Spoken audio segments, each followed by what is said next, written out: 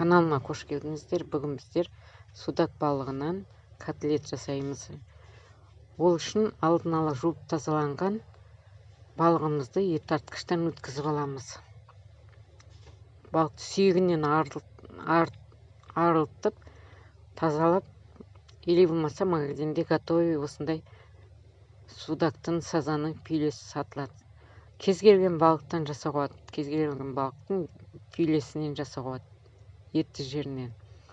Содан кейін оған екі жуамызды қосамыз. Екі жуамыз где-то 100 грамм шамасы болатын балықты мен 1 килограммдай балық алдым. Содан кейін 100-150 грамм шамасында морковь сәбізді алып, тазалап, ет тартқыштан бірге өткізіп аласыздар. Сосын уақыттап тұралған укроп петрушкамызды, 1 ас қасық тұзымызды, жарты ас қасық қара бұршымызды қосып, жақсылап араластырамыз.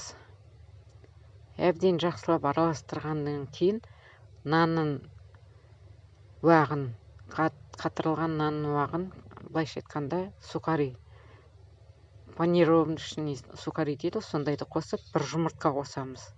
Сосын жақсы қылып, ауасын кетіріп, соққылап аласыздар.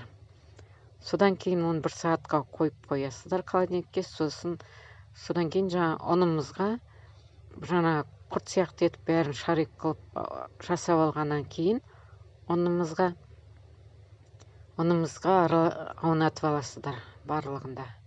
Шарик қылып, шағындау әдемі қылып жасап шықсаңыздар, құрт жасаған сияқты етіп. Содан кейін екі жұмыртқамызға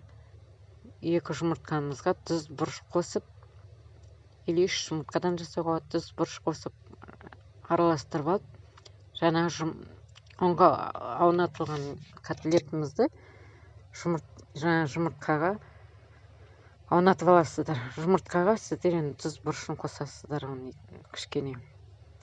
Содан кейін нанның уағына аунатып алыңыздар, жақсылап. Барлығын солай істеп шығасыздар.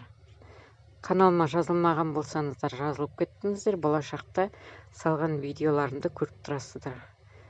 Мен рецепттерім 1 жасағаннан шығатын, өзімнің күнделікті жұмыста үйде жасап жүрген тағамның рецептісі. Сіздер де жасап көріңіздер, өте дәмді, және де әдемі болып пісіп шығады. Барлығын солай ұнға аунатып, сосын жұмыртқа аунатып, содан кейін нанның уағына аунатып шығасыздар, жақсы қылып. Содан кейін алдын ала қатты қызып тұрған шағу майымызға салып пісіріп аламыз. Оны бір қыздырып алғаннан кейін, астын қатты не қоймайсыздар, среднийға қойып, орташа қызуға қойып, котлетімізді қуырып аламыз. Тым қатты болса ортасы піспей алады, сондықтан орташа температураға қойып қуырып аласыздар. Жасап көріңіздер, ас болсын, қонақтыққа нағыз закусканың орнына әдемі көрінетін тағамның бір түрі болып келеді. Ас болсын.